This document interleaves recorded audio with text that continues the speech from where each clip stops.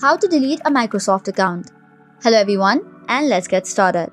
Deleting a Microsoft account is a significant action as it will permanently remove access to all Microsoft services associated with that account. It includes Outlook, OneDrive, Xbox Live, and more.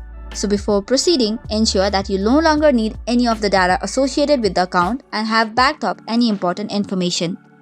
Once this is done, let's proceed to delete our Microsoft account.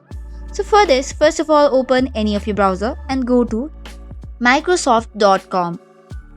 After that, you can log in into your account, click on the profile and select My Microsoft account.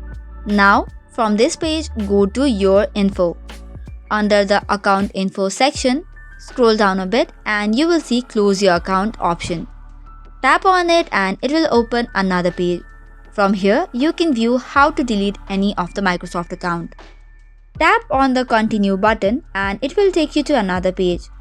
After that, read for all of the requirements or any warnings provided by the Contact Microsoft support team.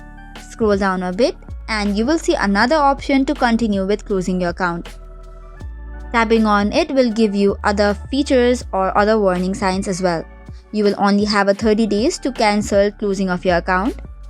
You can keep scrolling down until you find another option of continuing with closing account.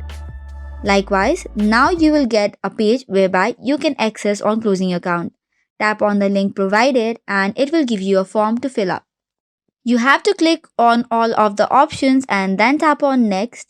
Provide the reason why you want to cancel your account, and then your account will be sent that after the 60-day recovery period, the account will be deleted permanently. So that is all for today's video. For more such contents, do not forget to hit the like and subscribe button.